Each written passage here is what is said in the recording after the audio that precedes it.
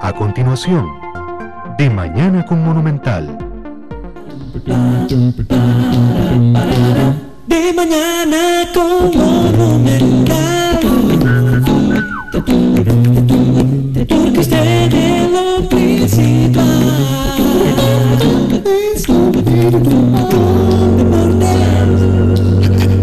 Curiosidades, canción, humor, espectáculos y mucho más. De mañana con Monumental, porque usted es lo principal.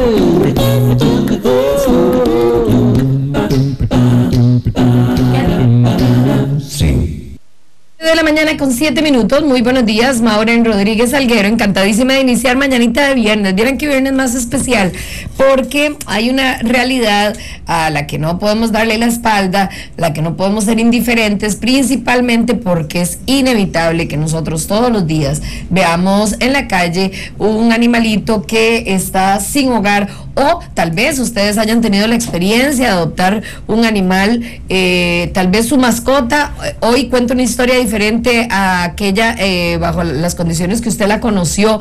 Tal vez usted conoce una persona que haya adoptado una mascota, tal vez usted es testigo de maltrato animal. Hay muchas realidades con respecto a mascotas y queremos revisar ese tema el día de hoy, principalmente promoviendo la adopción y también haciendo un repaso por el tema de la castración. Miren, nosotros, el doctor Marco Mora de Medipet y su servidora, ya en otros programas, en muchos programas, hemos hablado de la importancia de las campañas de castración, hemos hablado del valor que tiene la adopción de mascotas, hemos hablado de que una mascota no es un ser desechable, no es que si se enfermó, si se puso necio, ya entonces lo regalamos o lo tiramos a la calle. Hay muchísimas cosas que revisar con respecto a ese tema. Esperamos que el programa el día de hoy nos alcance y si no, pues programamos uno más para poder dar abasto con esto. Las personas deseosas de dar hogar a un nuevo miembro de la familia, que es, puede ser cualquier tipo de animal,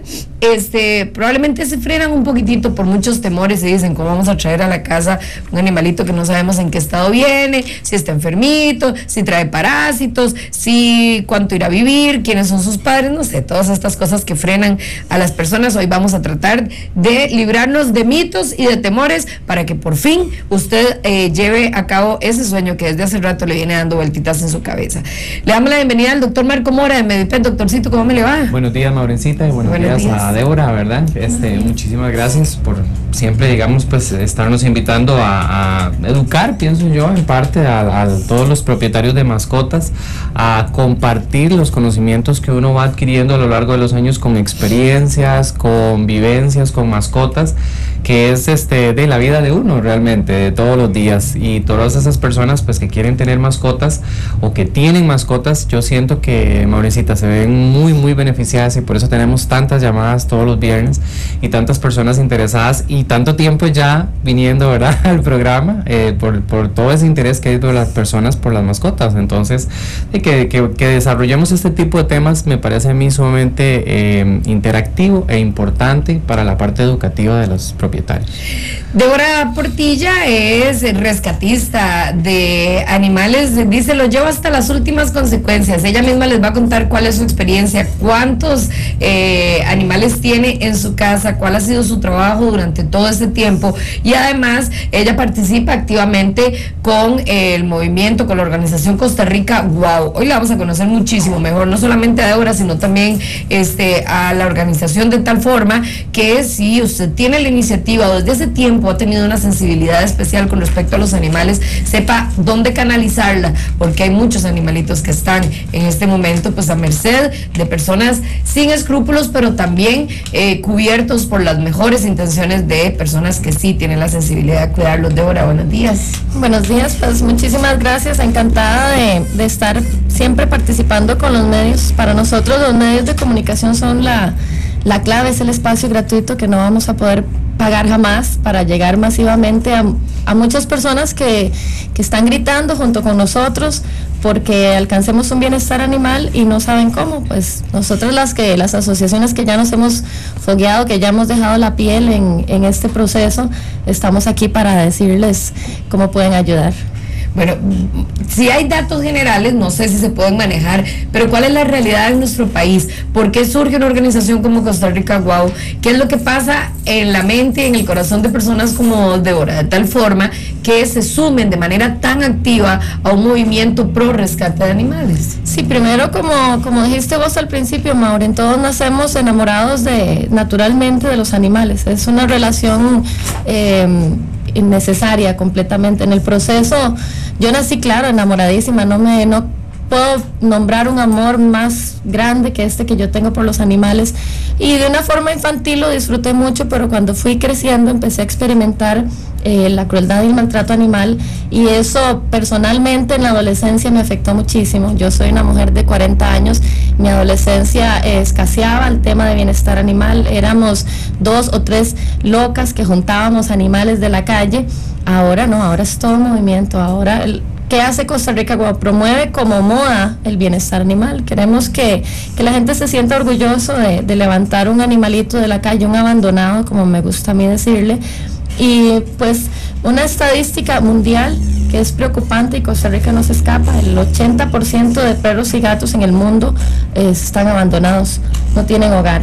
Entonces, Costa Rica sí no se escapa. Alrededor de 1 millón de perros se abandona al año. Intacto es posible que muera porque no hay recursos, no tenemos recursos, el espacio, la energía, no tenemos la cultura de la adopción. Estamos peleando contra la reproducción y la compra, y contra el abandono y la falta de castración y la falta de educación, montones de cosas que el tico, que a mí me gusta definirlo como que tiene el síndrome de Peter Pan, que nunca madura, que eso es una cosa muy buena para nosotros como los niños. Entonces tienen su cerebro como una esponjita, así es que aquí vamos a darle a la esponjita cerebral del tico y todo el que vive en este país algunos consejos que han funcionado para nosotras y que creemos que es el camino más corto para erradicar el maltrato. Doctor, ¿cómo se puede describir el estado general de una mascota en abandono, una mascota o un animal de la calle? Mira, no solo desde el punto de vista médico, sino como nosotros hemos hablado en otras ocasiones, Maureen, también desde el punto de vista emocional, que uno, digamos, encuentra ese tipo de mascotas o uno recibe ese tipo de mascotas, digamos, en los hospitales veterinarios, es fundamental, porque uno se da cuenta de cómo las mascotas han pasado por procesos de maltrato, de abandono, de que le ven a uno los pies y le tienen miedo a los pies, le tienen miedo, digamos, a una escoba, le tienen miedo, digamos, a un palo, por el tipo, digamos, de maltratos que han tenido. Una cosa que Débora comentó ahora importante es ese síndrome de Peter Pan, ¿verdad? O sea, que ella siente que el tico no madura. Yo siento, Débora, que una situación en donde el por qué no madura, digamos, el costarricense o el tico, digamos, con esta situación, es porque no hay programas educativos adecuados. O sea, nosotros no podemos hacer ya que personas de 40 años cambien. O sea, es muy difícil, cuesta mucho. La persona me va a entender, pero que cambie todo su rol de pensamiento es muy difícil. Sin embargo, si nosotros nos vamos a las escuelas, si hubiera un programa, si el gobierno le interesara, si al Estado pusiera como algo fundamental o importante en su agenda el educar a las personas con respecto a los animales, tendríamos un cambio impresionante, hubiéramos tenido un cambio impresionante. O sea, más bien las personas como Débora y las asociaciones como Débora van al rescate de todo lo que no se hace por no haber esa educación, ¿me entiendes? O sea, ellos van a todo lo que se abandona porque las personas no son educadas con respecto a esto. Entonces, vamos a confiar que vamos a confiar que programas como este van a permitir que después de hoy, y vamos a confiar en que también no va a ser solo uno, sino van a ser varios programas, las personas por lo menos les queda dando ahí tumbos en la cabeza la idea de que si yo me he equivocado hasta ahorita porque me he prestado a la compra, a no castrar animales, a sacarle crías, a que se pierdan, a que se vendan de forma legal o ilegal, al abandono, hay muchas actitudes que no son correctas. Ahora les voy a enseñar unos stickers, hay unas calcomanías muy bonitas que nos ha traído Débora, que pueden permitir que si el que hoy tiene 40 o 50 tal vez tenga un mal pronóstico de cambio, los niños se encarguen de cambiar la mentalidad de esos padres que hoy tienen 40 o 50. Yo confío plenamente en eso, confío en que si no pudimos nosotros lograrlo cuando éramos chiquitillos o en algún lugar del camino, que era lo que comentábamos Débora y yo antes de empezar el programa, quedó esa sensibilidad del amor por los animales, la recuperemos gracias a lo que nuestros hijos o los más pequeños puedan hacer al respecto. Vamos a hacer primero una pausa comercial y ya casi venimos. No me toque el dial, porque usted está de mañana con Monumental. Ya regresamos con De Mañana con Monumental.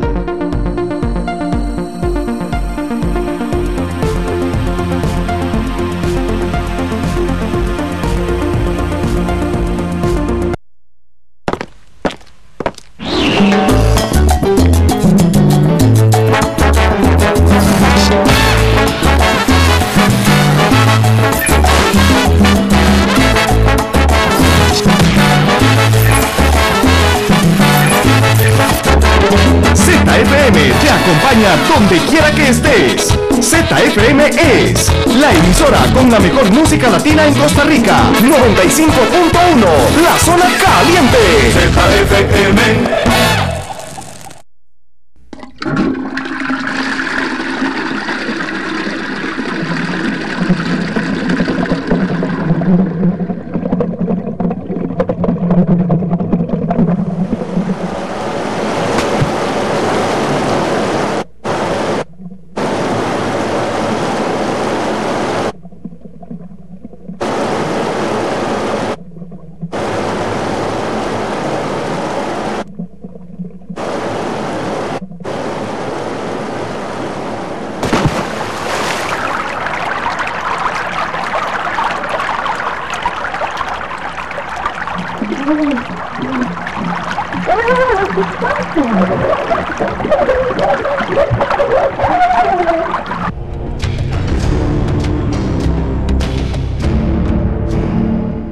La nueva Big Cola te trae su campaña Piensa en Grande y te invita a ser parte de una experiencia única. Big Cola te invita a conocer a David Villa con todos los gastos pagados. Participar es sencillo. Visita la página web www.piensaengrandebarcelona.com. Regístrate a través de Facebook. Sube tu foto disfrutando una Big Cola. Viralízala con todos tus amigos para obtener la mayor cantidad de votos y listo. Participa y gana con Big Cola. Participa con Big Cola y ven a conocerme. Piensa en Grande. Pruébala. De lunes a viernes, en CDR Canal 2, no se pierda. A las 11 de la mañana, Noticias Reloj. A las 12:00 PM, Noticiero Deportivo Monumental. Y a las 12:30 de la tarde, Escenario Deportivo. CDR Canal 2, la imagen de la radio. Hola, soy Nani Sevilla y quiero invitarte para que consigas mis videos en titionline.com. Donde cantan 515 especies de aves, donde crecen 616 especies de árboles, donde se admiran 139 especies de mamíferos, donde viven miles de otras especies. Protejamos los últimos bosques húmedos de la zona norte. Apoyemos la consolidación del Refugio Nacional de Vida Silvestre, Maquenque, para las generaciones futuras.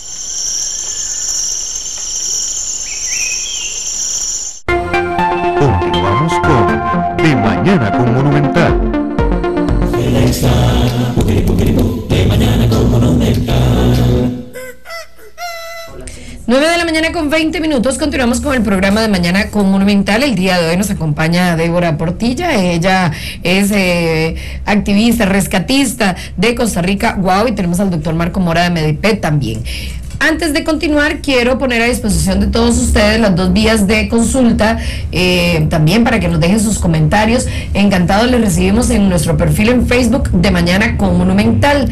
Y puede consultar vía telefónica al 905-222-0000. Se lo voy a repetir con mucho gusto. 905-222-0000. Llámenos llámenos Estamos esperando su llamada, es importante. Llámenos ya.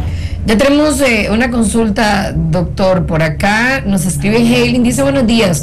Primero que todo quiero agradecerles porque gracias al anuncio de los perritos que publicaron hace 15 y 7 días ya adoptaron a los 4 perritos y hoy tienen un hogar donde los quieran y cuiden.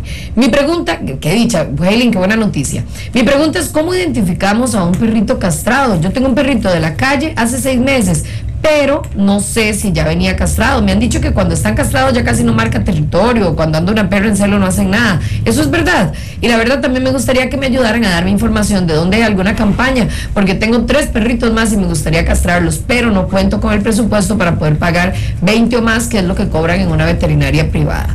Gracias, Hailing, por su consulta. Le podemos dar respuesta de una vez, doctor. Ok, ¿cómo identificamos a un perrito castrado? Bueno, primero que todo, si es macho o es hembra, vámonos a ir a la parte física, ¿verdad?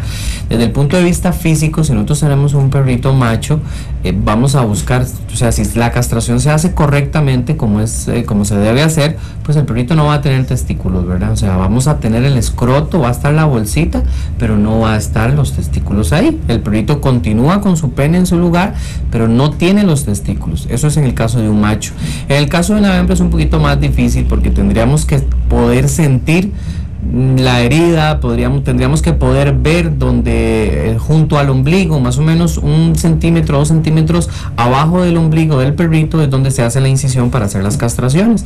Ahí tendríamos que poder ver. Sin embargo, ahora los procedimientos de castración, de hecho, digamos, hasta en Estados Unidos se hacen de semanas de nacidos los perritos. O sea, los perritos tienen un mes o menos y los perros están operando y una vez se están castrando, ¿verdad? Se hacen de super bebés los cachorritos de castración. Entonces, si esa técnica se empieza a implementar en nuestro país en campañas de castración y todo, casi va a ser imposible darse cuenta si está castrado o no. O sea, ahí vamos a tener que dejar que pase el tiempo y ver si la mascota entró en celo o no. Cuando a un propietario se encuentra una mascota y me la lleva a mí, digamos, al hospital y es una hembra, yo le digo, pues además de ver lo físico, si encontramos que la perrita tiene, digamos, todo normal, pero no sabemos físicamente si está castrado o no, hay que darle tiempo para ver si entra en celo o no.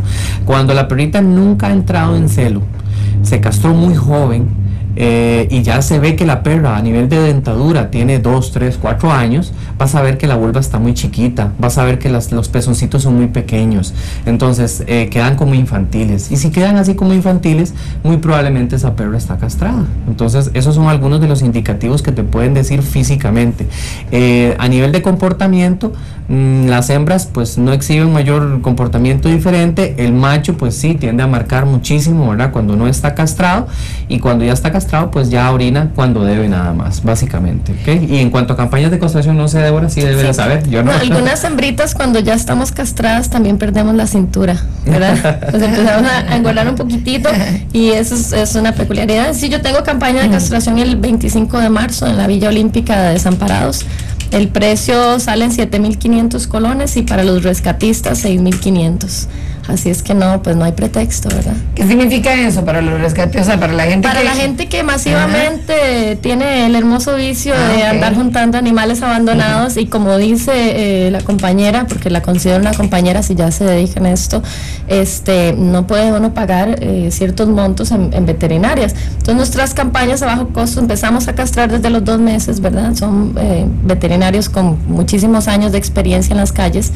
Entonces, para el rescatismo, yo siempre lo pongo en el Facebook, para el que roba perros, para todo el que intenta de alguna forma hacer un cambio, nosotros tenemos un cobro bastante. Repetimos la fecha, Débora. 25 de marzo, Villa Olímpica de Desamparados. Ok, ahí lo estamos posteando también para que lo tenga presente mi amiga Hailing y todas las personas, todos los compañeros de este movimiento. Eso. Ok, vamos a recibir a don Gerardo. Muy buenos días. Sí, buenos días. Mire, a raíz de esa campaña que están haciendo ustedes, yo voy a adoptar y es más, heredar a 2 de las gallinitas ponedoras de huevos que viven en las granjas y en las condiciones más increíblemente de hacinamiento. Además, porque lo conozco, además una de las vaquitas estas que matan en Montecillos, que usan una técnica tremenda Y la chiquita que mataron venía con un ¿qué le digo? Un ternerito en su vientre porque tiene valor comercial. Yo pienso que en esto es un caso yo diría de doble moral.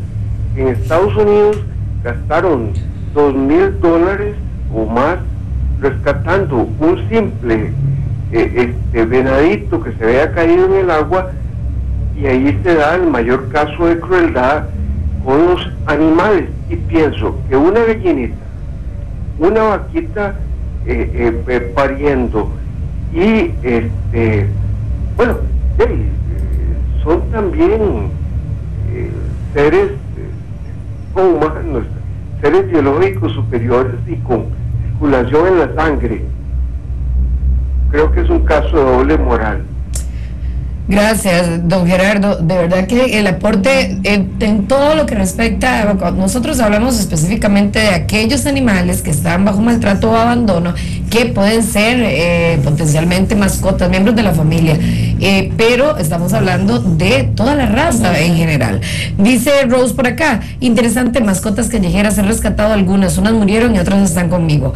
Es bueno para hacer énfasis sobre el maltrato animal, ya que mi gata fue tirada a la basura con apenas un mes. Mi otro gato parecido y varios perritos, uno en especial que tiraron a la quebrada junto a mi casa. Ese perrito estaba en muy mal estado, su piel como su interior sufrió mucho, estaba tan mal que nadie quiso ni siquiera ayudarme a transportarlo a una veterinaria.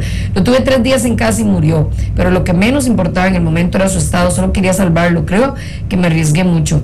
Gracias a Dios no enfermé o cosas así como advirtió el veterinario de mi confianza, pero sí es bueno saber qué hacer. Me sirve mucho la información para tener precaución y no dejarme llevar por el instinto inmediato sin pensar, ya que uno desconoce en el momento qué enfermedad puede tener, qué hacer y qué no hacer para no correr riesgo, aunque aquí estoy bien sana y vivita, gracias a Dios. Vale la suerte y el amor. Rose agrega, acá en la zona de Los Santos no hay un grupo de rescate, es desesperante y la mayoría de gente de acá no quiere ayudar, son muy pocos. Uno quisiera ayudar a todos los animales, pero se hace lo que está dentro de mis posibilidades y al estar un poco alejado no hay manera de recibir ayuda de grupos de rescate, es muy lamentable.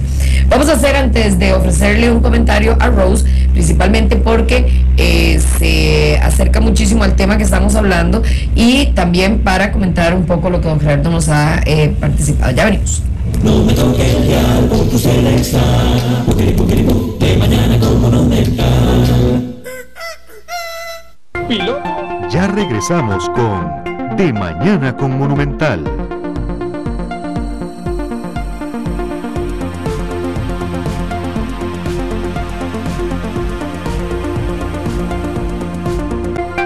Continuamos con De Mañana con Monumental. No me toque el dial por tu Selecta, de mañana como no me está. 9 de la mañana con 34 minutos, un mensaje directo a nuestros compañeros del canal. ¿Quién sería ahí? Dani, ¿verdad? O Eric. Ok, vamos a enseñar esto, pero es para quitar mi tacita de café. Venga, camarita, aquí por favor, porque a propósito de lo que nos estaban compartiendo nuestros oyentes y televidentes, hay una colección de stickers, en realidad forman parte de un calendario de formación. A mí me parece que todas las formas así de creativas, de artísticas, de directas, en los mensajes directos para nuestros oyentes y televidentes son efectivísimas. Por ejemplo, vean ¿a dónde me acerco? ¿Hay forma de acercarse, chiquillos? Ya están cerquita, ok. No al abandono. Nos decía nuestra amiga Rose que ella encontró gatitos en la basura. Mire, aquí va este malandro con su bolsa de basura con gatitos y perritos directo. Es un mensaje claro, o sea, yo creo que no hay pérdida, no al abandono. Vamos a ir mostrando unos cuantos más para que ustedes los reconozcan y también pues graben en su cabeza el mensaje. Vamos a ver otro más por acá. No me abandones. Dice, mire, muchas personas, esto es una queja recurrente de las personas que teniendo sus animalitos, llevándolos a caminar, piensan que ya saldaron este deber que tienen de sacar a sus animales, de darles también recreación, aire libre, socialización con otros animalitos, pero se olvidan de los desechos. Ahí está la caquita del perro botada en medio parque, cuando les va bien, cuando no quedan enfrente del vecino, ¿verdad? Y eso trae problemas a nivel de vecindad. Y así por el estilo. Vean, por ejemplo, ahora Débora hacía referencia a este alto a la fábrica de cachorros. Por eso es que se promueven las campañas de castración, porque hay una fábrica de cachorros. Hay gente que compra perros solo para hacer plata. Solo así, como si de verdad fuera una fábrica de plata, pero no tienen conciencia de cuidado del animal. ¿Y cuántos animalitos mueren en ese proceso? Y además la irresponsabilidad de andar dejando cachorritos por ahí. Se venden como si fueran juguetes y los animales no son juguetes. Ahí están esos 3 ejemplos. Yo quisiera mostrarlos todos porque de verdad que son muy, muy, muy creativos. Mire, sin complejos. ¿Cuántas personas les alcanza el amor? Que debería ser el caso de todos, para llevar a su casa animalitos a los que les falta una patita, que se quedaron sin ojitos, que fueron atropellados y abandonados, que fueron quemados. Conocemos casos de animales que los agarraron como tiro al blanco para probar armas de fuego y así por el estilo. Miren, sin complejos, ahí están ellos, contentos después de un proceso de adopción, porque habiendo sido maltratados y abandonados, ningún perrito va a estar contento, y yo me imagino que ustedes tampoco. Ok, estos son los casos. ¿Ya puedo volver? Qué lindo, Débora. ¿De qué forma parte esto? Esto es porque, como decía el doctor, nuestro público meta es el infante. Entonces no podemos venir con un chiquito a enseñar, a amargarle y a marcarle la vida con una foto de un animal mutilado, quemado. Jamás. Este es un proceso, es un material de respaldo donde yo puedo mostrar estos 3 perritos, y puedo comentar que de mis 22 perros, de los cuales 6 tienen 3 patas, de los 22 la más veloz es Pechocha con 3 patas. Entonces es un ejemplo hasta para uno como humano. A mí me gusta decir cuántas veces nos sale una espinilla en la nariz y es suficiente para no salir a la calle. Qué vergüenza, jamás. No. Entonces estos animalitos nos dan un ejemplo importante de lo que es el amor propio y cómo pueden resaltar. No les interesa que hayan perdido una extremidad. Así deberíamos de ser nosotros, no solo a la hora de adoptar, sino a la hora de enfrentar los problemas. Hay que ser positivos y ver no lo que perdimos, sino lo que nos quedó. Si es que vamos a ver, adopten animales de 3 patas, son maravillosos. Doctor. O comentario relacionado con lo que Débora dice.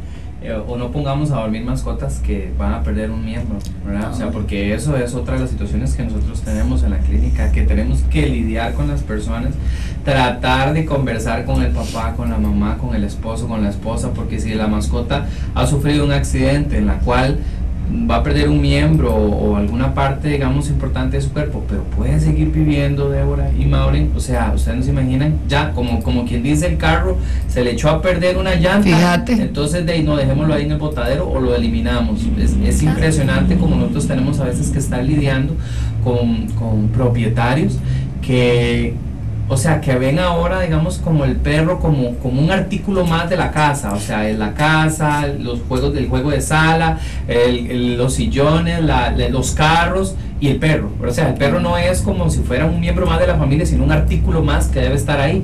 Y ya sin una pierna ya no está completo. Entonces mejor durmamos.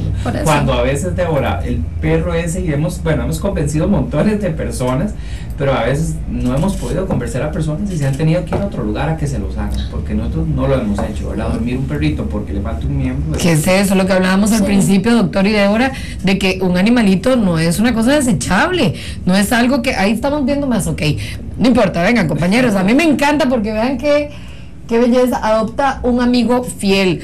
Miren, cuando un animalito se lleva a la casa, no se puede desechar, o porque sufrió un accidente, o porque creció y ya es más incómodo, o porque demanda atención, Es que yo creo que el doctor lo ha mencionado en muchas ocasiones, uno tiene que tener bien claro qué es lo que va a pasar a partir de que llegó esta nueva mascota a nuestra casa. O sea, va a requerir atención médica, va a requerir tiempo, va a requerir ejercicio, eventualmente se puede enfermar, o sea, pueden ocurrir muchísimas cosas y nosotros no podemos podemos obviar eso, porque entonces la opción más práctica y rápida es abandonarlo. Sí.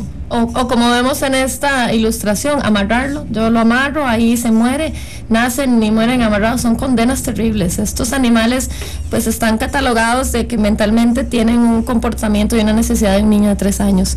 Son necesitados, en verdad entienden, tienen la sensibilidad de un infante. Entonces, ¿cómo lo vamos a condenar a una cadena hasta que se mueran? Tampoco, ¿verdad? Miren, yo no sé, este es muy representativo. Cuando llega un animal a nuestra casa, se ve beneficiado el que lo llevó o el que se asume el dueño, ¿verdad? Pero todos los miembros de la familia, eso es indudable. No se imaginan el efecto que tiene un perico en mi casa. Imagínense un perico que podría ser tan aburrido, ¿verdad? Que uno dice, pues ni le mueve la cola a uno ni nada. Vean, ustedes dense el chance de ser conquistados por el animal que ustedes conocen, porque si ustedes no se dan ese chance, ¿cómo se van a enamorar de él? Los animales lo conquistan a uno. A veces uno piensa que uno hace mucho por ellos, pero ¿quién quita si ellos hacen más por nosotros? Vamos a responderle más bien a Rose, que pregunta qué hacer y qué no hacer para no entrar en riesgo a la hora de llevar a casa un animal de la calle. Ok, en este caso es importante saber si uno, como el caso de Débora, ¿verdad?, que ha tomado esto como parte de su vida, ¿verdad? Si uno piensa que va a hacer eso, pues prácticamente hay que buscar ayuda, hay que buscar asesoramiento con algún amigo médico veterinario o con alguna persona como Débora que tiene, digamos, experiencia en esto, y saber como que qué implementos debe tener a mano, ¿verdad? Probablemente yo estoy casi seguro que Débora debe andar, digamos, en el carro, una lata de alimento o alimento para perro. En el bus. Debe andar la correa, debe andar una serie de cosas que cuando uno siente que eso, digamos, va a ser parte de su vida, o lo llega y lo hace una vez y se siente bien y quiere volver a hacerlo, entonces es bueno que uno, digamos, se asesore y como que ande ciertas, una maletita, ¿verdad? O unos implementos como básicos mínimos ahí. Que hay que tener mucho cuidado, Maureen, hay que tener mucho cuidado con respecto, digamos, a que el animal que está abandonado, a que el animal que está lastimado, a que el animal nunca ha tenido tal vez un hogar, es un animal que está muy temeroso y posiblemente pueda morder y posiblemente te pueda lastimar, y ahí es donde la persona, digamos, no se tiene que echar para atrás, sino pues que se asesore, ¿verdad? O sea, que pregunte, mire, ¿cómo hago? Porque de primera entrada puede tener muy buena intención, pero puede salir mordido, ¿verdad? Y diga, claro, y se enoje con el perro, ¿verdad? Y diga, y se le quite la voluntad para siempre. Y se le quita la voluntad y diga, y yo que lo quería ayudar. O sea, lo que hay que en parte mucho hacer es ponerse en los zapatos de ese perrito. Yo te soy honesto, nosotros andamos alrededor de unos 4 a 5 meses detrás de un perro ahí por mi casa a los 100 metros, que está lleno de sarna. Él le comenzó, digamos, alrededor del ojito, y tú no sabes, yo mandé a traer de Estados Unidos dardos para poderlo, digamos, para poderlo anestesiar y todo. Después de 4 meses lo cachamos, lo atrapamos y lo tuvimos en la veterinaria 22 días. Pues halló la forma de morder a uno de los muchachos, de los asistentes, y se fue otra vez, y ahí anda otra vez por la casa, ¿verdad? Estamos tratando otra vez de agarrarlo, ese perro, pero te digo que hay por lo menos 25 personas tratando de ver cómo lo pescamos. Pero no nos enojamos con él, Maureen, en el sentido de que nosotros nos damos cuenta que el perro está súper asustado. O sea, él no se le puede acercar ni una sola persona, se come lo que se encuentra y todo. Es un perrito como el tamaño de un salchicha. Por alguna razón no confía en los humanos, no, qué raro. Qué raro, ¿verdad? Sí, o sea, totalmente él es un miedo enorme, porque no es agresivo, pero es un miedo enorme a las personas. Entonces, ¿qué es de los cuidados que hay que tener? Saber muy claro que esa mascota te puede morder o puede salir corriendo, o ella misma se puede lastimar al salir corriendo, que lo atropelle otro carro. Así que tienes que tener mucho cuidado y mucho tacto y sensibilidad a la hora de que vayas a tratar de cachar o de agarrar un perrito de estos de la calle. Hay algunos que se dejarán, hay unos demasiado amorosos y se van con todo el mundo, ¿verdad? Que aunque los hayan lastimado de todos los llamas, y ahí vienen, ¿verdad? Miles de veces. Entonces, en este caso, la idea es que nosotros tengamos ese cuidado desde ese punto de vista. Si desafortunadamente en algún momento nos pasa, Maureen, hay que buscar ayuda médica, ¿verdad? Claro. Pues hay que buscar un antibiótico, hay que buscar un antiinflamatorio. Los perros que están en la calle vienen de comer a veces de un basurero, vienen de tomar agua, digamos, de un caño todos los días, y pueden estarte contagiando, digamos, con enfermedades fuertes, ¿verdad? Bacterianas principalmente. principalmente. Entonces hay que tener ese cuidado. Si llega a pasarte, pues que no te eches para atrás, ¿verdad? Que tengas, digamos, la sensibilidad de saber que el perrito está asustado y buscar los medios para poderlo atrapar y que no vayas tú a sufrir nada con respecto a eso. Y como te dije, a ver si se hace una especie de maletita con cosas como concentrado, una lata de alimento, tener una correa a mano, tener un par de tamaños, 2 o 3 tamaños de bozales a mano que uno pudiera tener, cosas que prácticamente uno las puede conseguir en cualquier pet shop o clínica veterinaria y que pueden ayudarte pues a conquistar esa mascota en el momento, ¿verdad? Y después de eso pues ya vienen los cuidados una vez que ya lo agarró uno, ¿verdad? Pero lo primero es agarrarlo. Ok. Listo, vamos a hacer una pausa comercial. A los compañeros del canal, muchísimas gracias. Ya hicimos el repaso por todas, están llenos de mensajes, todos los mensajes están orientados a evitar el maltrato, evitar el abandono, llevar a castración, adoptar y ser responsables una vez que se ha tomado la decisión de la adopción. Don Willy, ¿cómo me le va? Bien, gracias a Dios, y ustedes, saludos ahí en el panel. Gracias, muy amable. Era para hacerle una consulta al doctor. Yo adopté un perrito a los 3 meses de nacido, todavía lo tengo actualmente, ya tiene 3 años el perrito. Nunca se le ha puesto ningún tipo de vacuna, absolutamente nada. Era para preguntarle, por lo menos, qué es lo básico que se le debe poner a un perrito para, ¿verdad? Para mantenerlo ahí y para que no sea peligroso para la familia. ¿Cuál es la vacuna básica o qué es lo básico que hay que ponerle? Muchas gracias. Ok, muchísimas gracias. Vamos a dejar la preguntita anotada para hacer la pausa comercial. Ya venimos con su respuesta, don Willy. Las tarjetas de Caja de Ande le premian en su día, porque sabemos que... Ya regresamos con De Mañana con Monumental.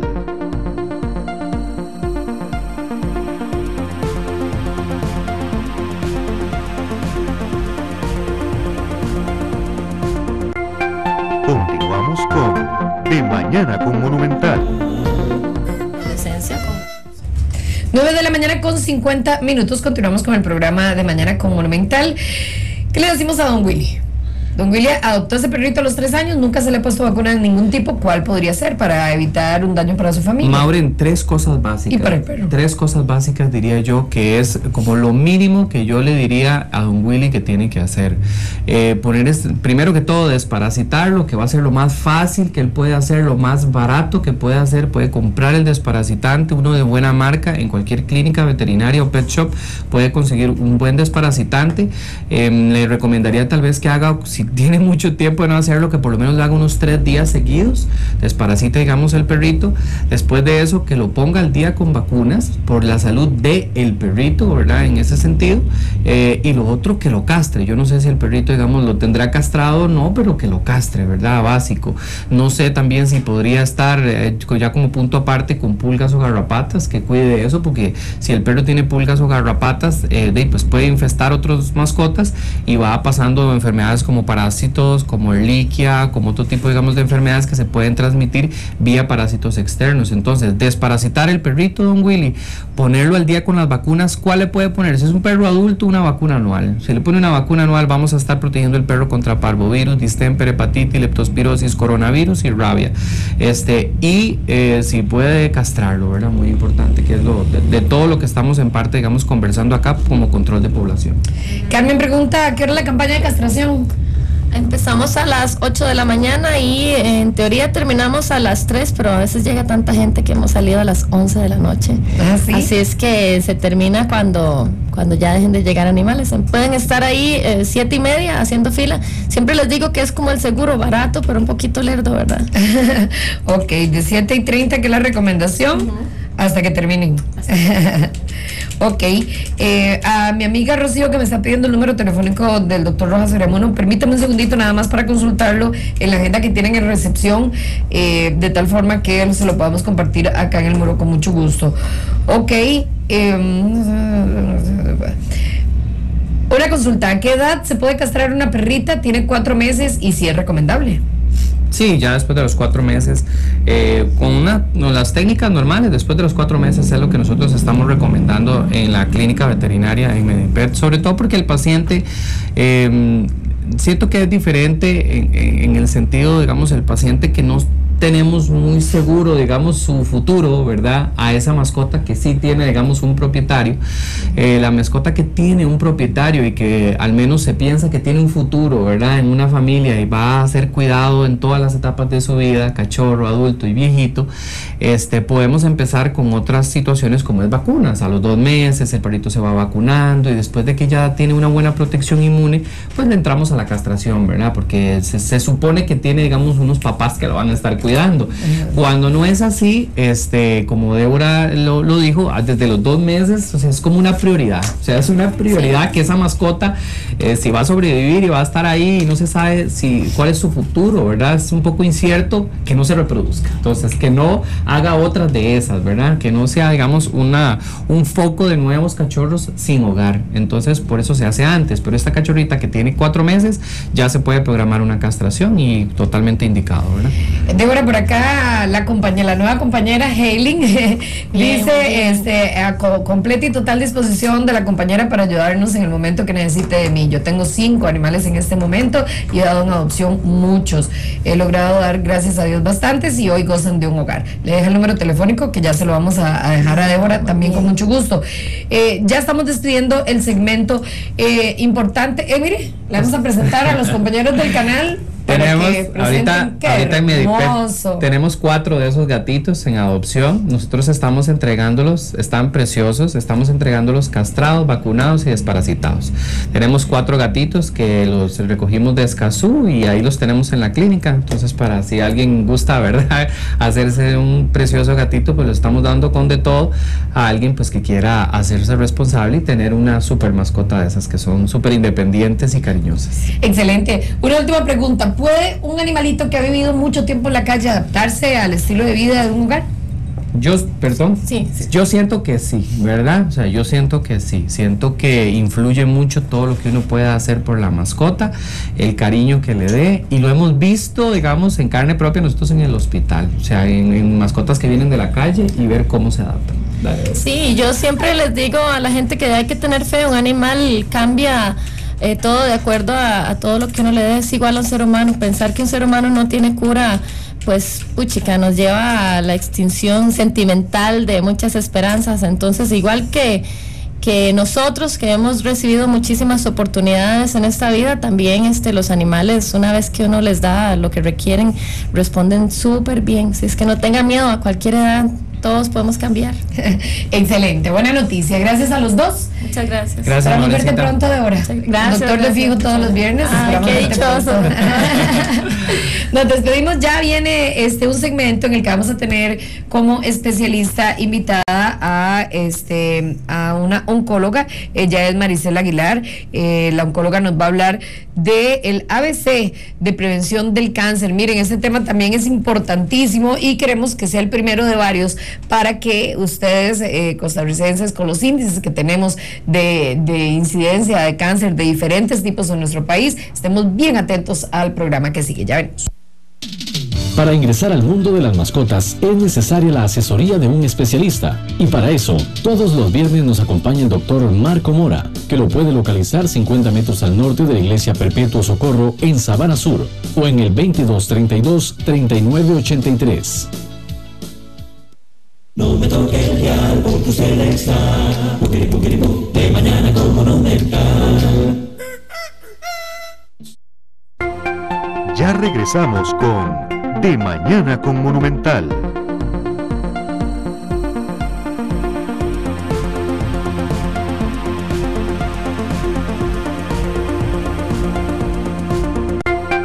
Continuamos con De Mañana con Monumental.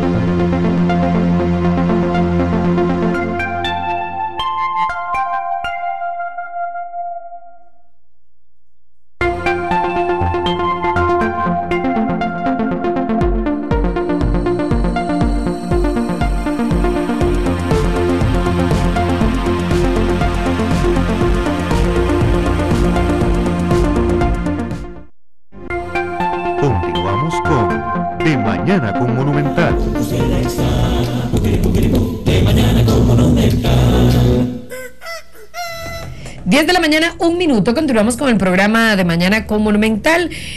Nosotros venimos diciéndole desde hace un ratito que esta segunda parte del programa el día de hoy es de interés de absolutamente todos los costarricenses, porque conocemos, a propósito de otros programas, la incidencia de cáncer en nuestro país de diferentes tipos. No vamos a hablar de ninguno en específico, pero sí vamos a procurar, por lo menos en este segmento, hablar de prevención, si es que cabe la palabra. Hay personas que dicen, bueno, pues hay gente a la que le tocó, llevó una vida sana durante mucho tiempo, tuvo buenos hábitos, calidad de vida, etcétera, etcétera, y tuvo un diagnóstico de cáncer. Bueno, es cierto, pero también es cierto que hay personas que abonan durante mucho tiempo y terminan con un diagnóstico que les toma de sorpresa, aunque no debería, porque ya habían hecho mucho para ganárselo. La doctora Maricela Aguilar nos acompaña. Hace tiempo no la veíamos, doctorcita. ¿Cómo me le va? Hola, ¿cómo están? Muy bien, permítame acomodarle.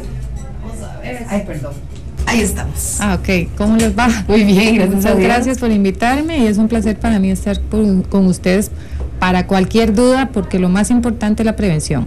Eso es definitivo, y la gente efectivamente dice y comenta en la calle, pero es que un cáncer le toca a cualquiera, y no necesariamente. Es que una cosa es que le toque a cualquiera y otra cosa es que compremos todos los números de la rifa para ganarnos el cáncer también. Entonces, por eso la prevención es lo más importante en esto. Es cierto que existen algunos cánceres que no se pueden prevenir, pero eso no quiere decir que no podamos hacer también detección temprana y curarnos igual. O sea que si nosotros ya sabemos que en nuestros antecedentes familiares hay un historial de cáncer, pues con mucho más razón nosotros podemos darle la lucha a ese cáncer, o estamos prácticamente, hay gente que lo asume como mi destino, y pues si toda la familia ha padecido o ha muerto de cáncer, y seguro en algún momento me va a tocar, entonces lo que voy a hacer es vivir lo mejor que pueda estos años, de verdad. Hay una actitud, no sé si a partir de su experiencia ha escuchado casos así. No, sí, es cierto. Lo que pasa es que uno tiene que enseñarle a la población que existe la posibilidad de hacer diagnóstico temprano y curaciones en la mayoría de tumores. Son muy pocos actualmente los tumores que uno puede decir que realmente es cáncer sinónimo de muerte. Y esto es lo más importante que tenemos que hacer ver a la población, que nos podemos curar de un cáncer, porque el problema que tenemos es que todo el mundo tiene el mito de que nos vamos a morir. Entonces, bueno, nos va a dar un cáncer, ya nos dio el cáncer y nos vamos a morir. Y de todas maneras es una enfermedad crónica, entonces no es que nos vamos a morir mañana o nos vamos a morir ya como un infarto, que un infarto cae y ya, se acabó. En esto es una enfermedad que le dan un diagnóstico, y en la mayoría de los casos, sobre todo si es temprano, tenemos posibilidades de vida hasta de 15, 20 años o más. Bueno, si partimos de esa premisa, entonces, una vez más, la banderita de la prevención. Yo no sé si las condiciones o las circunstancias en nuestro país, ¿verdad?, ha cambiado de tal forma que la incidencia sea mayor, o si es que hoy se está diagnosticando más casos y por ende el pronóstico es mucho mejor. Creo que sí, definitivamente. Bueno, la población ha aumentado también y tenemos que tomar en cuenta eso, y además se ha hecho más longeva. Entonces, anteriormente, hace unos 20, 30 años, la mayoría de personas, más uno veía a una señora de 65 y ya le decía viejita. Así es. Ahora usted le dice a una señora, mi mamá que tiene más que eso, le dice usted que es una viejita y lo saca de la casa. Sí. Por eso es muy diferente, y hay que tomar en cuenta que la población, sobre todo la costarricense, se comporta como poblaciones no como países de vías de desarrollo, sino más bien como país desarrollado. Entonces nuestra sociedad es una sociedad muy longeva y por lo tanto va a empezar a tener enfermedades crónicas y no se muere por infecciones. De hecho, las infecciones prácticamente pasaron a ser algo que no es importante para nosotros, y sin embargo en Latinoamérica es una de las causas de mayor mortalidad. Qué interesante, doctora, porque me imagino el panorama. Alguien dice, ay Dios, enfermedades crónicas, yo ni siquiera sé si tengo una, yo ni siquiera sé hoy cómo está mi azúcar en sangre, ni siquiera sé cómo está mi presión arterial. Si ni siquiera tenemos claro, por lo menos esa primera parte, ¿verdad? Porque yo no sé cómo está la cultura del costarricense con respecto a los chequeos generales, si la gente sigue yendo al hospital solamente cuando le duele algo, cuando se siente verdaderamente mal o necesita que lo incapaciten, o si las personas han tomado más conciencia y ya saben cuál es su estado físico general, de tal forma que, teniendo eso claro, de verdad trabajen en materia de prevención. En términos generales, yo creo que sí, la población ha tenido una mayor conciencia o concientización con respecto a esto. Sin embargo, uno de los problemas también que tenemos es que la seguridad social se ha basado más que todo en lo que es curación de la enfermedad y no prevención. Entonces, ¿qué es lo que ha pasado? Que el paciente llega y dice, quiero hacerme un chequeo general, y prácticamente lo vuelven a ver con cara de loco diciendo, ¿usted qué le pasa? Si no está enfermo, no venga. Tiene razón. ¿Verdad? Tiene razón. ¿Y por qué? Porque también los servicios de salud están abarrotados por personas que muchas veces no necesitan el servicio. También tiene razón. Me duele razón. la cabeza y llegan a las 2 de la mañana a un hospital, como por ejemplo el San Juan de Dios, porque vienen pasando por el frente, hace 15 días me está doliendo la cabeza. O sea, donde uno dice, ¿y por qué viene hasta ahora, señor? Porque no hay nadie. Entonces hay cero conciencia porque las personas piensan que la seguridad social no cuesta nada. Y todo eso es un montón de personas que están en la noche haciendo guardia y que es para emergencias reales. Hay algunos países que lo que han hecho para evitar este tipo de situaciones, por ejemplo, es que cobran una multa si usted no tiene realmente una emergencia, ¿verdad? Lo que pasa es que también si nos ponemos en eso, también tenemos el problema de que muchos EVAIS, si usted no llega a las 5 de la mañana, no toma número y entonces se queda sin que lo vean. Sí, también. Es multifactorial. Sí, claro, eso es un círculo vicioso claro, de nunca acabar, pero lo más importante es que, menos mal que hemos empezado a hacer conciencia y hemos iniciado nosotros mismos a buscar los mecanismos para podernos hacer nuestros chequeos. Por ejemplo, en mama, la mayoría de mujeres ya se hace los chequeos, no espera que la llamen en la caja, sino sencillamente buscan ya sea fundaciones que ayudan a hacerse su mamografía de ultrasonido, o tratan de hacer su ahorrito y se van a hacer su mamografía de ultrasonido para diagnóstico. Eso es un ideal, ¿verdad? Llegar al punto en el que dentro de las cosas que tenemos presupuestadas como familia, tengamos un rubro que cubra hacerse chequeos, hacerse exámenes, dentro de lo que cada quien requiere con prioridad, ¿verdad? Si soy mujer y tengo cierta edad, ok, vamos a ver cómo estoy en un ultrasonido general, voy a hacerme mi mamografía. Si es el esposo, bueno, voy a ir a ver cómo está mi próstata. Si son los más chiquitillos y tienen mucha exposición al sol, bueno, voy a ir a hacerme una revisadita de piel, y así por el estilo. Si podemos cubrir ese rubro, uno dice, bueno, la seguridad social, enhorabuena, hay intervenciones invaluables que hace la caja con respecto a el abordaje de distintas situaciones, pero en materia de prevención es un asunto mío. O sea, la caja no me va a citar a mí para que yo venga a hacerme el chequeo general para ver cómo estoy con respecto a esta enfermedad.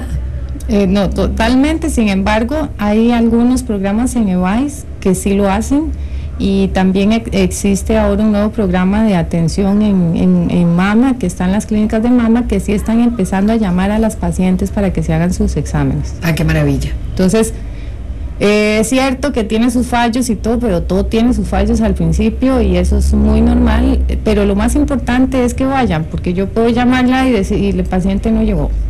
Sencillo, ¿verdad? No quiso llegar, ya me la hice, o lo que sea, inventan lo que sea para no llegar, porque también es una cuestión de miedo y no se quieren también hacer los exámenes, ¿verdad? Bueno, eso es un mito, doctora, y qué bueno que lo dice, porque hay gente que dice, yo mejor ni me voy a revisar, porque donde me exponen a la maquinita esa, si tenía algo, se me alborotó y se me esparció por todo lado. El problema que tenemos y lo que hemos estado pensando en ¿cómo es que se llama? En cuestiones de que hace muchos años el cáncer realmente sí era sinónimo de muerte. Entonces, ¿qué hacía uno? Por ejemplo, un cáncer de estómago, abría al paciente, no había nada que hacer, lo cerraba y en 22 días se murió el señor. Entonces todo el mundo decía... Quedó esa idea. Claro, quedó la idea que es que el cáncer de mama tiene el cáncer gástrico o cualquier cáncer, si lo tocan lo alborotan. Lo cual no es cierto. Lo que pasa es que si es un cáncer temprano, uno se cura, pero es un cáncer tardío, generalmente uno lo diagnostica 22 días, 3 meses y ya no hay nada que hacer. Entonces, por eso es la prevención. La prevención está ligada a disminuir la mortalidad y aumentar la incidencia. ¿Qué significa la incidencia? El número de casos nuevos. Pero es porque los diagnosticamos más temprano, entonces no importa que haya más cáncer. Claro. Sí, pero si se cura como una gripe, ¿qué importa? Excelente, ese es el mensaje. Adrián tiene una consulta. Muy buenos días.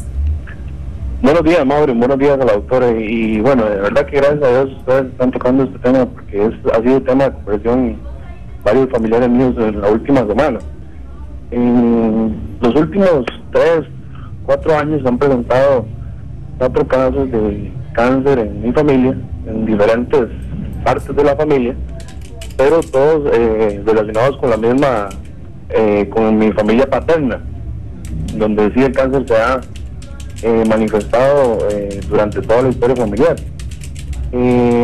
Conversando con uno de mis primos esta semana, que nos dimos cuenta de que se detectó otro caso, le decía yo que qué importante es que nos pudiéramos como familia organizar para hacer, se me ocurre, una especie de campaña de prevención, viendo que ya se han presentado en los últimos años casos tan puntuales y han habido cánceres de Hodgkin, ha habido cáncer de mama y han habido otros casos particulares. Yo quería preguntarle a la doctora, porque entiendo que hay un examen que no sé si se practica aquí en Costa Rica o solamente se hace afuera, que es un examen que puede perfectamente definir o predefinir qué propenso está un paciente de acuerdo a su antecedente familiar en relación al posible desarrollo de alguna de estas enfermedades crónicas.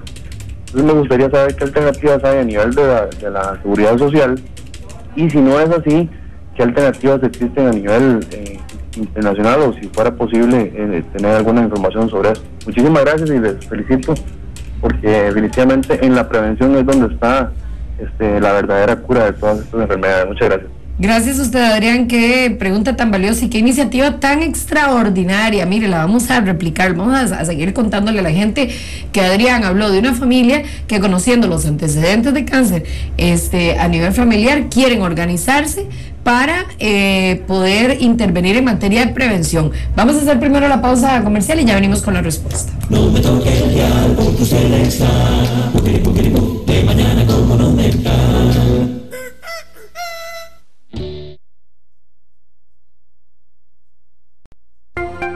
Ya regresamos con De Mañana con Monumental.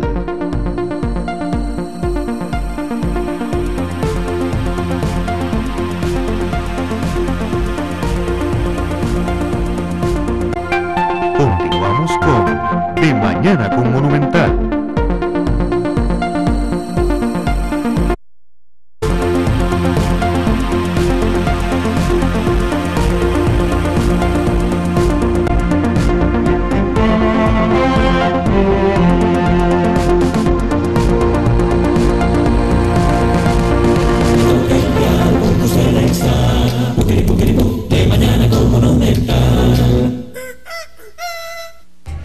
De la mañana con 18 minutos. Dígame, Miguelito, ¿hasta qué hora más o menos vamos con 27? Pues la podemos sacar un montón de jugo todavía a la doctora. Vamos a ver, bueno, Adrián consultó entonces, nos cuenta esta iniciativa que tiene su familia, conociendo los antecedentes de cáncer, de diferentes tipos de cáncer por el lado de su papá, y pregunta exactamente por un examen que permita definir qué tan propenso está un paciente al posible desarrollo de una enfermedad crónica o de un cáncer. En realidad existen los test genéticos. El problema que tienen los test genéticos todavía es que estamos en pañales y solo el 8% de la población se van a ver beneficiados por este tipo de test hasta el momento. Entonces, ¿cuál es el problema? Que muchos de los tumores sí son familiares, pero no son genéticamente alteraciones genéticas puntuales, sino yo tengo, qué sé yo, una propensión a desarrollar un tumor, pero actualmente no se sabe cuál es esa propensión. Existen los test genéticos como se llaman el BRCA1, el BRCA2, estos tipos de test los estuvimos haciendo, se hacen en sangre, pero de verdad en nuestro estudio, que fueron alrededor de 100 pacientes, nosotros tuvimos los mismos porcentajes que se tiene a nivel mundial, que es el 8% de los pacientes. Por lo tanto, es una prueba que cuesta $4,000 y que actualmente todavía no la podemos decir que sirve para hacer una, qué sé yo, una campaña de screening o una campaña de tamizaje, porque no es algo que lo va a tener la mayoría de las personas.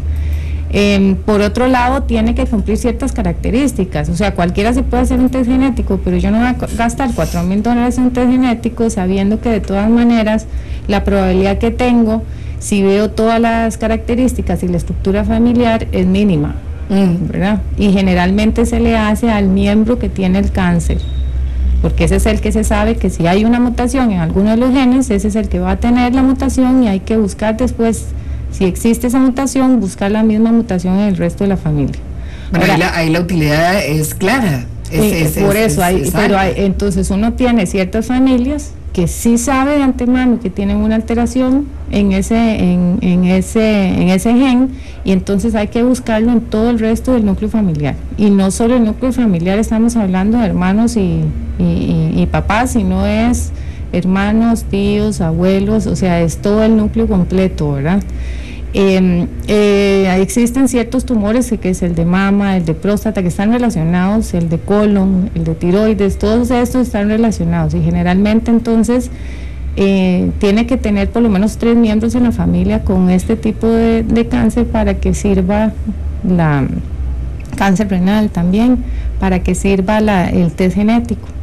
Nosotros los él menciona que viene por el lado del papá, eso es indiferente. Nosotros tenemos 50 de la mamá y 50 del papá. Entonces nunca sabemos todavía qué 50 nos llegó. Claro. ¿Verdad? Pero siempre, no importa, inclusive para cáncer de mama antes se creía que solo era la mamá la que lo heredaba, y eso no es cierto.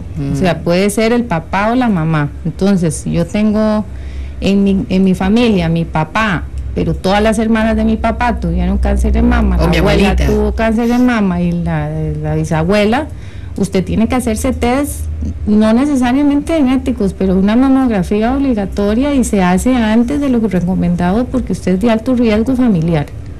Y entonces existe el alto riesgo familiar y el alto riesgo genético. El familiar es cuando no sabemos qué parte, siempre el cáncer es una alteración genética, pero no sabemos cuál es. De acuerdo, doctora, antes de que el tiempo nos traicione, vamos a revisar esto. Estamos en marzo, ¿verdad? Llega enero y uno dice, ay, vaya, como propósito, de verdad voy a hacer más ejercicio, voy a comer mejor, voy a dejar de fumar, y una lista de propósitos. Vamos a imaginar que marzo es enero. Si hoy tuviésemos que hacer un plan de prevención, ¿cuáles son las principales recomendaciones en tema de cáncer, verdad? Bueno, lo principal son los estilos de vida saludables, eso es lo principal. Ahora, es cierto que a veces tenemos todo, decimos, pero yo se me he portado bien en la vida y me salió el cáncer, sí, porque genéticamente estoy predispuesto y son cosas diferentes. Entonces, pero si nosotros buscamos todos los números de la rifa y los compramos todos, pues algo nos va a dar. Igual hay gente que uno oye y dice, es que este señor ha fumado 90 años y tiene 100 y no se ha muerto. Eso es cierto. Pero esa justificación le queda comodísima, más de uno. Por supuesto, pero sí, claro, ese paciente también, esa persona tiene al revés un gen que lo hace bastante inmune a los problemas que tiene el cigarro. Entonces ahí empezamos que todos somos diferentes, pero tampoco tenemos que jalarle el rabo a la ternera. Sí, correcto. Correcto. Entonces, ¿qué es lo primero? Educar desde la familia y sobre todo a los niños. A mí me encanta ver ahora en los niños cómo empiezan a hablar todo lo que es la contaminación, lo que es recolección de basuras, o sea, nosotros vemos qué diferencia hay entre la educación que tuvimos nosotros a las que tienen nuestros hijos ahora, donde se habla mucho de lo que es la prevención de todo, no solo de cáncer, sino de enfermedades cardiovasculares, inclusive se está hablando de la prevención de lo que es en el manejo, que es una de las causas de muerte mayor en este país. O sea, todo se basa en la educación en el núcleo familiar. Entonces, ¿qué empezamos a usar? El bloqueador solar, que es lo primero que tenemos que hacer, y eso se ha visto que los rayos solares se van haciendo cada vez mayores, ¿verdad? O sea, uno va acumulando ese riesgo en la piel. Entonces, aunque no lo no nos hayamos usado nunca, la gente cree es que a mí de por sí nunca me ha pasado. No, igual hay que usarlo siempre, ¿verdad? Porque se va acumulando riesgo y entre mayor exposición, mayor riesgo de producción de cáncer de piel. Ok, hoy es el momento de empezar a usar el bloqueador solar. Si no lo ha usado nunca antes, hágalo ahorita porque es un daño acumulado. Por ende, puede frenar la posibilidad de un cáncer de piel si empieza hoy. Exactamente. Okay. Luego de eso, entonces, aprendamos a comer, ¿verdad? Más verduras, más frutas frescas, menos enlatados y menos sal. Y la gente no habla de la sal y es importantísima. Una de las razones que se ha visto que tenemos los 3 países que tenemos más cáncer de estómago en el mundo, que somos Japón, Chile y Costa Rica, estamos hablando de culturas totalmente diferentes en diferentes zonas del mundo. Correcto. Entonces la gente decía, ¿qué tenemos en común? Y lo que tenemos en común es el uso de la sal. La sal, que es cloruro de sodio, se ha visto que hace un cambio a nivel de celular del estómago y ayuda a que entre una bacteria que produce cáncer de estómago. Entonces, doctora, lo podemos repetir, porque es que yo no sé si provoca un efecto de vicio como tienen otros males, pero la persona que consume mucha sal pasa por un proceso tan duro para dejar de comer sal como lo hace un fumador, como lo hace un alcohólico, y yo lo he visto. O sea, si la gente termina entendiendo este dato que usted nos está dando ahorita, probablemente tiene la motivación que le hacía falta para dejar de consumir tanta sal. Sí, porque todos decimos de por sí tenemos hipertensión, me tomo la pastilla, ¿verdad? La pastilla y el salero. Exactamente, no importa, para eso hay que retengo agua, me tomo el diurético y ya estoy contenta. Pero no podemos hacer nada contra un cáncer en ese sentido. Sí podemos, pero digo yo, es algo que ya teniendo el cáncer, ya no, más que una cirugía, buscar quimio o buscar radioterapia, ya no hay nada más que hacer.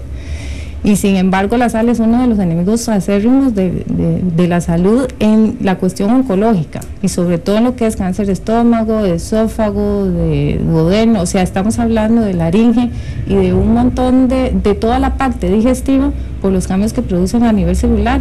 Entonces hay que dejar de comer sal, o sea, todo es bueno y todo es malo dependiendo de cuánto coma. Estamos de acuerdo. Por supuesto, hasta el agua es malo, no le puede dar un edema cerebral si se toma 10 litros de agua en una sentada. Pero la cuestión es saber hasta dónde llegamos, entonces cada vez usar menos, porque no podemos decir mañana no voy a usar sal, porque es cierto, esto es como una, ¿sí? O sea, el gusto se pierde 100%. Y ojo, doctora, con la sal camufladita, ¿verdad? Que no decimos, no, pues si yo vieras que ni salero usamos y comemos con poca sal, pero bueno, ¿cuántos alimentos empacaditos come? ¿Cuántas especies, cuántas cosas condimentadas que usted no sabe el contenido de sal? O sea, hay que tener verdaderamente cuidado al respecto. Ya se nos está acabando el tiempo. ¿Qué más? ¿Actividad física? Bueno, actividad física, el ejercicio, la dieta sana, menos grasas, como les había dicho, más verduras, más frutas, y el tabaco, por supuesto, además. Y la obesidad es uno de los factores de más alto riesgo en la mayoría de enfermedades también oncológicas. Entonces bajar de peso cuesta, pero hay que hacerlo. De acuerdo. Pero es que una cosa lleva a la otra, ¿verdad? Si empezamos a cuidar nuestra alimentación, empezamos a incrementar nuestra actividad física, reconocemos que tenemos un sobrepeso y eso nos provoca la constancia en estos hábitos, definitivamente la vida le cambia a una persona. Completamente, y hay que, vuelvo a decir, concienciar a la población de que es algo que tenemos que cambiar y enseñar a nuestros hijos, para que nuestros hijos no sufran el problema que tenemos nosotros en este momento, que es el cambio de la sociedad, sino que ellos vivan en una sociedad más limpia. De acuerdo, doctora, muchísimas gracias, de verdad. Un número telefónico donde se puedan poner en contacto con usted, doctora. Sería el 2221-8655 al consultorio. Ok, 2221-8655. Muchísimas gracias. Muchas gracias. Dios la acompañe, regreso a su trabajo. Vamos a invitarle para que se quede con Frecuencia Tecnológica, que es lo que cierra el programa de la semana en general, y pues que trae muchísima información para que usted esté actualizado en temas de tecnología. No me toques el dial por tu Selecta. Ya regresamos con De Mañana con Monumental.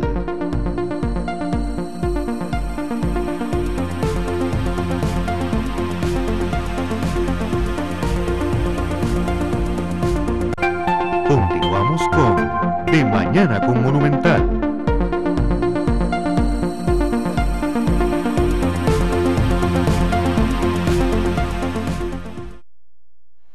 Muy buenos días, tengan todos ustedes. Estamos en la revista matutina de Mañana con Monumental. Soy el doctor Randall Buján González de Imágenes Médicas, doctor Chavarría Estrada. Hoy vamos a hablar, hemos venido hablando de algunos estudios radiológicos que se hacen principalmente para lesiones musculares. La vez pasada hablamos un poco de lo que eran vías urinarias y hoy pues creo que es un tema que no se discute mucho, pero bueno, ¿qué son las imágenes médicas, verdad? ¿Qué es cada uno de los estudios? ¿Cuáles son los alcances? Y ¿qué cuidados debo no de tener? Bueno, básicamente el estudio más común y más típico que se hace la mayoría de las personas y que la gente lo ubica a uno cuando uno dice que uno es radiólogo o que estudió imágenes médicas, la gente inmediatamente lo ubica a uno como usted hace radiografías.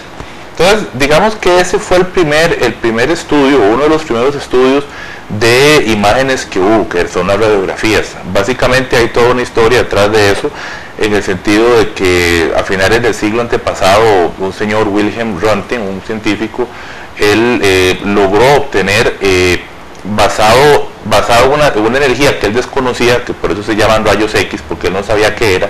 Él se dio cuenta que cuando encendía un cátodo, o sea, una lámpara que emitía rayos, ¿qué les digo? Había un papel que él tenía que inmediatamente empezaba a brillar, y él no se explicaba por qué era que pasaba esto, porque él estaba buscando otras cosas. Entonces él llegó a la conclusión de que probablemente cuando él encendía el objeto que estaba estudiando, se emitían otras radiaciones, además de las que él podía ver, que producían un efecto sobre la lámina fluorescente. Entonces esto, como él desconocía que eran los rayos, que era lo que estaba pasando, él llamó a esto rayos X. Él siguió ya investigando específicamente sobre el tema y se dio cuenta que los rayos X tenían una propiedad, que era que podían atravesar los tejidos.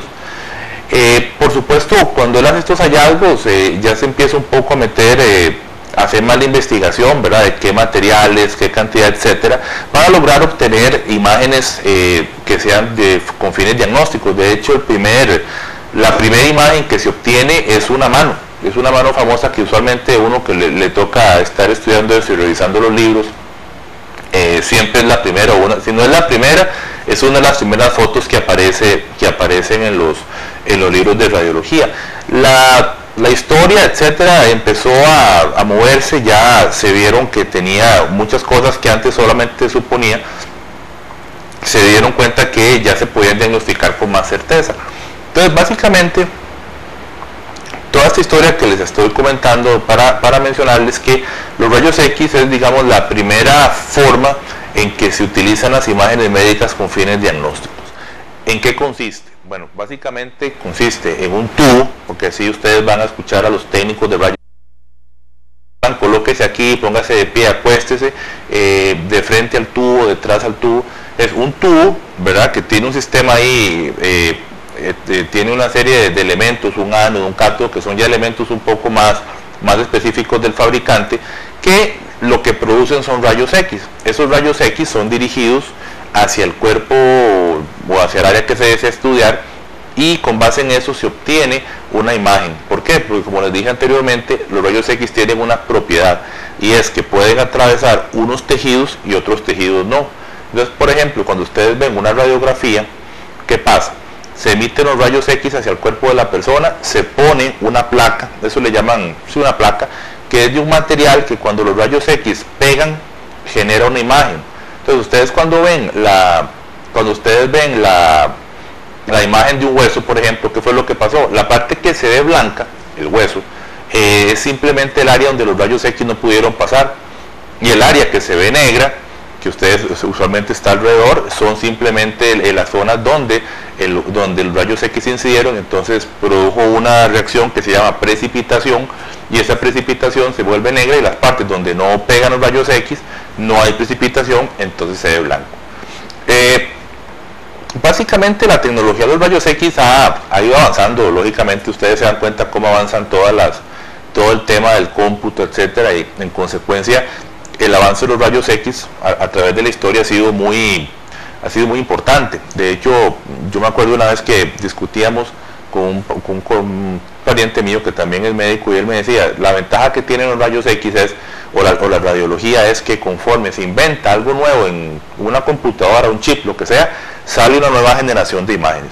Y él me decía eso hace tal vez unos 10 años, y tiene razón. Es decir, ya ahora más metido en esto, uno se da cuenta que cada vez que sale un chip, que sale un procesador más rápido, etcétera, los rayos X cambian de imágenes que se pueden hacer. ¿Qué quiero llegar con esto? En un principio usted lo que obtenía era únicamente los rayos X, ¿de acuerdo? Posteriormente, allá por los años 60, una empresa que era incluso la que le producía los discos a los Beatles, que eso valga así la anécdota, empieza a investigar y empiezan a meter ya computadoras en la adquisición de rayos X. Entonces ellos ya generan la primera imagen de rayos X obtenida por computadora. ¿Qué quiero decir con esto? Se generaban los rayos X, en lugar de los rayos X caer sobre una placa, sobre una película fotográfica, porque son películas, ya caía sobre un detector electrónico, y el detector electrónico lo que hacía era que producía una imagen por medio de computadoras. Resulta que ese paso ya de involucrar imágenes, de involucrar computadoras, perdón, en la adquisición de los rayos X, genera toda una revolución, por así decirlo, en las imágenes, porque no solamente usted con los rayos X usuales uno obtenía una foto y listo. Sin embargo, con la adquisición podía trabajar la imagen y podía ver estructuras que antes no se podían ver.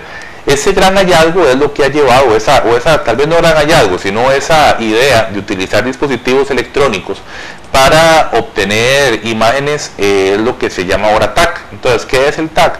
El TAC son rayos X que en lugar de incidir o proyectarse sobre una lámina de una película fotográfica, se proyectan sobre unos detectores electrónicos, y esos detectores electrónicos traducen los rayos X en imágenes que usted pueda ver por computadora. Entonces vean ustedes, digamos que se inventan los rayos X a finales del siglo antepasado, pasan casi 60 años y ya se obtiene un logro muy importante, que es meter las computadoras detrás de esto. Los rayos X en general se utilizan, bueno, como les digo, para obtener imágenes sobre qué estructuras. Los huesos, que son las radiografías que conocemos normalmente. Tenemos también para obtener de otras estructuras como abdomen, tórax, cerebro, articulaciones. En el TAC, como acabo de comentarles, es la obtención de imágenes basados en dispositivos electrónicos. Utilizamos rayos X también en la mamografía, ¿verdad? Tan importante ahora en todas las mujeres, muy importante la mamografía para detección de cáncer. No olvidar que se debe hacer ultrasonido de mamografía. Y y también se utilizan rayos X para hacer estudios fluoroscópicos, es decir, estudios donde uno puede estudiar la valoración, valga la redundancia, estudiar la valoración de ciertas estructuras y su movimiento. Ejemplo de esto son lo que se llaman esofagogramas, que se da un medio de contraste que se llama bario, se traga, y entonces por medio de fluoroscopía, que uno puede bueno, ellos les van a decir una fluoroscopía, uno observa el movimiento del esófago, es decir, uno observa cuando el medio de contraste pasa por los diferentes segmentos del esófago, cómo llega al estómago y cómo se distribuye por ahí. Básicamente eso nos ayuda mucho también para hacer algún tipo de procedimiento, de hacer punciones, etcétera. Eso se le conoce con el nombre de fluoroscopía. Entonces, básicamente en estos 4 estudios se utilizan los rayos X, ¿verdad? Entonces vamos a repasar rayos X, TAC, mamografía y la fluoroscopía. Siempre existe un temor, y quizás la historia y a veces los médicos nos hemos encargado de generar algún tipo de temor en relación al uso de los rayos X, y todo el mundo lo relaciona con cáncer, ¿verdad? ¿Por qué? Porque se ha visto que los rayos X tienen esa característica, pueden alterar el metabolismo o la función de las células para degenerarse y producir tumoraciones, etcétera. Tumoraciones y otro tipo de neoplasias, ¿verdad? Que que son efectos indeseables y que no se quieren producir por un estudio. Por eso es que la gente insiste mucho, los médicos insisten mucho en que no se irradie, en que no se haga tal estudio, en que es preferible hacer otro método que no utilice rayos X. En principio tiene razón, es decir, como les acabo de comentar y para ser reiterativo, los rayos X tienen la capacidad de producir alteraciones en la célula que produzcan cáncer. Sin embargo, y gracias, digamos, a políticas tanto de las empresas que fabrican los equipos, así como en Costa Rica, digamos, del Ministerio de Salud y un centro de control de radiaciones ionizantes, los estudios que se utilizan, la cantidad de radiación, mejor dicho, para hacer estudios radiológicos es mínima y, digamos, no debería sentir la población ningún temor a la hora de hacerse un estudio de rayos X, siempre y cuando sea un estudio indicado y que sea un estudio donde el beneficio es mayor que el riesgo. Si usted se va a hacer un estudio de una radiografía del pecho, se va a hacer un TAC de cerebro, se va a hacer una radiografía de las articulaciones todos los días, a todas horas, lógicamente pues tiene un riesgo incrementado de generar alguna lesión que no se quiera que una persona que solo se hace una radiografía cada vez que se le indican. A lo que quiero llegar con esto es que usted como paciente, cuando el médico le receta o le indica algún estudio radiológico, hágase el estudio sin ningún miedo de que le va a dar cáncer o que le va a producir alguna quemadura por radiación o que algo va a suceder. Pero debe ser consciente que usted tiene que hacerse los estudios que tiene que hacerse, no va a hacer estudios por gusto, porque cuando usted se empieza a hacer más estudios de la cuenta, ahí sí existe un riesgo incrementado para generar efectos indeseables. Las máquinas, como dije hace un ratito, que se utilizan ahora para hacer radiografías, para hacer estudios complejos, son máquinas que utilizan la cantidad de radiación mínima necesaria para obtener una buena imagen. Anteriormente, pues en realidad eso no era así. Inclusive hay ejemplos de colegas radiólogos de hace algunos años y algunos pacientes que inclusive en algún momento salieron con quemaduras, etcétera, producidas por radiación. Entonces, a manera de concluir este segmento, a tomar en cuenta que los rayos X es una manera de obtener imágenes del cuerpo con fines diagnósticos, y que en la actualidad son muy seguras siempre y cuando el paciente se haga los estudios que debe hacerse y no use de los mismos. Vamos a ir a una pausa y volvemos en unos minutos hablando un poco más de estudios radiológicos. Ya regresamos con De Mañana con Monumental.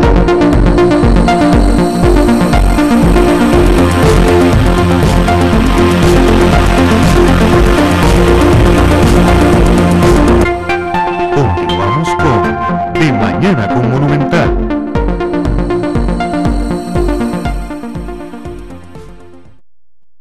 Bueno, volvemos aquí a la revista matutina de Mañana con Monumental. Soy el doctor Randall Buján de Imágenes Médicas Chavarría Estrada. En el segmento anterior estábamos concluyendo un poco de lo que eran los rayos X. Quizás para cerrar el tema y pasar a otros métodos de imágenes, recordarle a la población que actualmente ya los centros muy especializados y que cuentan con la tecnología de punta, o contamos con la tecnología de punta, ya se utiliza lo que se llama radiología digital. Eso quiere decir que ya los rayos X en una radiografía común y silvestre del pecho, del tórax, del abdomen, de la rodilla, los huesos, ya se obtienen mediante dispositivos digitales. Es decir, los rayos X golpean un sensor electrónico y ese sensor electrónico genera una imagen, algo semejante a lo que hablábamos del TAC, solo que la evolución ha llegado a tanto que ya eso se puede hacer en radiografías simples. ¿Qué ventaja tienen? La radiación que se utiliza es menos, no hay que sobreirradiar al paciente en tomar radiografías que salían mal y que tómese otra vez la radiografía, señora, y volvió a salir la radiografía mal y tómese otra vez la radiografía. El tema de que uno como médico puede trabajar la imagen, es decir, uno puede sentarse frente a su computadora o a nuestra computadora y empezar a manejar los brillos, el contraste, si está muy negra, si está muy clara, y obtener una, digamos, sensibilidad diagnóstica mayor, no tanto porque el método en sí sea más diagnóstico, sino porque la posibilidad que da de que uno trabaje la imagen, de realizar cierta manipulación que le permite hacer un diagnóstico con mejor, más específico y más sensible, digamos, que va a ayudar al colega a un tratamiento mejor. Para los que estamos en la nota ecológica, pues el hecho de utilizar sistemas digitales también conlleva menos aplicación de químicos, menos aplicación de películas. Entonces esos químicos son químicos muy tóxicos que se utilizan para revelar. El no contar con esos químicos ya es un gran avance, porque esos químicos usualmente se iban a la tubería, y la tubería de los ríos, con todo lo que eso significa. Vamos a ver, otro de los tipos de imágenes que se utilizan, que están en boga, es la resonancia magnética. La resonancia magnética, usualmente cuando uno habla de resonancia magnética, la gente lo ve ya como algo fuera del mundo, como ciencia ficción. Básicamente, sí, efectivamente la resonancia magnética es creada por cuatro físicos allá por los años 40, inclusive es un proceso viejo, que ellos en realidad lo que estaban buscando no era ver imágenes, sino ellos por medio del magnetismo podían agarrar, no sé, un material X, y podían ver qué tipo de componentes habían dentro del material. Por poner un ejemplo, agarrar una piedra, y por medio de resonancia magnética ellos podían decir que en la piedra había cobre, hay calcio, hay hierro, hay, no sé, carbono, etcétera. No sé si el ejemplo aplica, quizás algún físico me está oyendo y dice que lo que acabo de decir es una tontería, pero básicamente el concepto de resonancia magnética empezó con esa idea de lograr tener elementos o sustancias y poder determinar cuáles son los componentes que la formaban. Por ahí la evolución de la resonancia magnética siguió, y a alguien se le ocurrió que, basado en el comportamiento de los átomos del cuerpo, sobre todo átomos de hidrógeno, uno podía obtener imágenes. Entonces ahí, de hecho, los tipos que desarrollaron la resonancia magnética obtuvieron premios Nobel, ¿verdad? Porque en realidad el avance que se hizo en esto fue muy importante, porque tiene una característica, que lo que se utiliza es magnetismo, es un imán. O sea, uno cuando está haciendo una resonancia magnética a alguien, lo colocan, y lo que el estudio se obtiene a partir de las imágenes ya me enredé.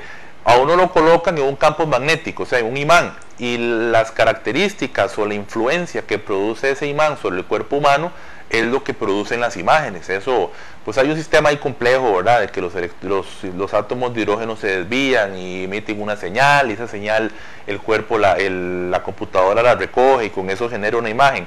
El tema con esto es que no utiliza radiaciones ionizantes como los rayos X. Tiene una gran ventaja, y es que no tiene prácticamente riesgos para la salud. Es decir, es muy poco probable, o por decir que nulo, la posibilidad de que por hacer una resonancia magnética usted desarrolle un tumor o desarrolle alguna condición producto del estudio.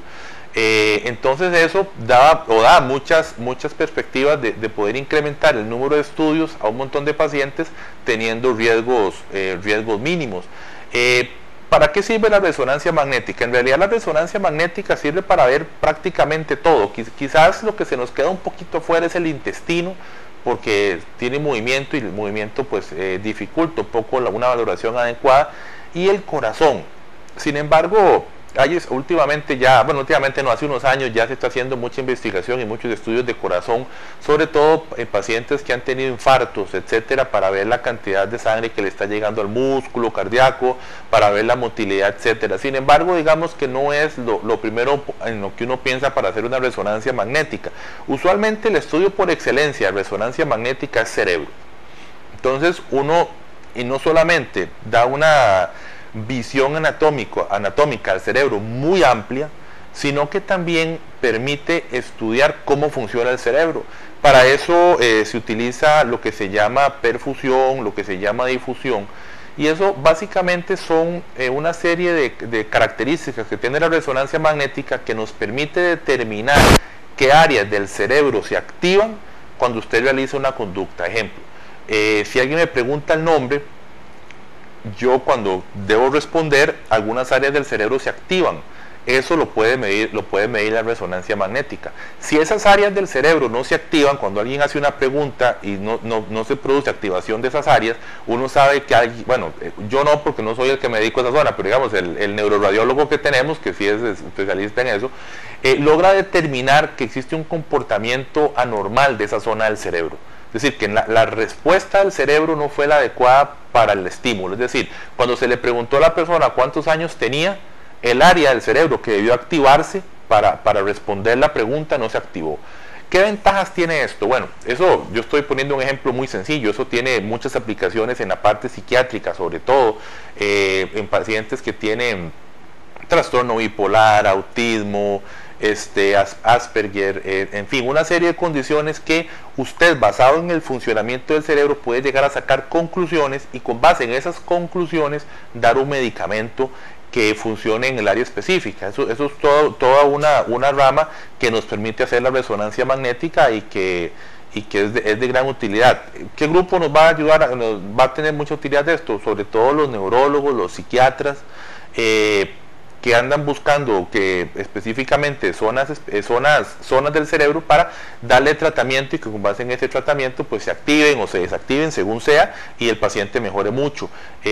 Tomando en cuenta que la industria farmacéutica ha avanzado tanto, se puede inclusive dar medicamentos para zonas específicas. Entonces ustedes entienden que eso es un avance muy importante.